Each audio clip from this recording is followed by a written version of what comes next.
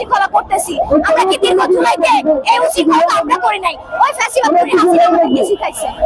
আমার কেমন লাগে? আমার তো খারাপ লাগে ভাই। এরা তো আন্দোলন করে একা কারণে, আমগো তো লস। আমরা তো গাড়ি ঠিকভাবে চালাইতে পারি না, লস তো আমগো। এগো তো লস না, লস তো আমগো। নিরুপায় ভুক্ত হয় আর কি। আমরা এখন ভুক্তভোগী ড্রাইভাররা, বুঝতে পারে না। যাত্রীর অনেক কষ্ট হয়, যাত্রীরা আবার না চিল্লায়, যাত্রীরা তো আমগো লোকে চিল্লায়। আমগো তো কিছু করার থাকে না। জন্য কাম্য নয়, কারণ সবাই সবার গন্তব্যস্থলে যেতে হলে সবাই চায় আগে যেতে, কিন্তু এটা আসলে ঠিক না আর কি।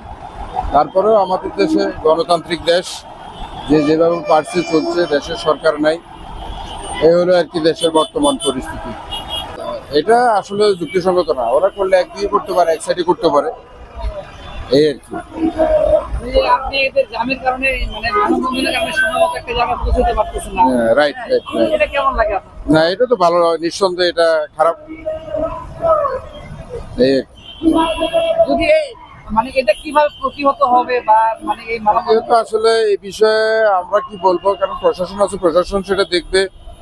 প্লাস যারা করে তারাও একটু চিন্তা ভাবনা করে, যদি একদিকে করে জনগণের যাতে ভোগান্তি না হয়, ওই হিসেবে করাটা উচিত আর কি। এই ক্ষেত্রে আমি কোনো মতামত দিতে চাই না, কারণ আমি আসলে কিছুই জানি না এই বিষয়। তো যদি ন্যায়সঙ্গত হয় তাহলে এইভাবে না করে শান্তিপূর্ণভাবে করলে অ্যাকচুয়ালি বেটার হবে। কারণ মানুষের সময়টা নষ্ট করে এভাবে করার কোনো মানে হয় না। যদি করতেই হয় কোনো একটা প্রপার জায়গায় এবং শান্তিপূর্ণভাবে এবং সবকিছু নিয়ম মাফিক মেনে নিয়ে তাহলে কাজটা করতে হবে। আমি আমার পরিচয় দিতে চাই না।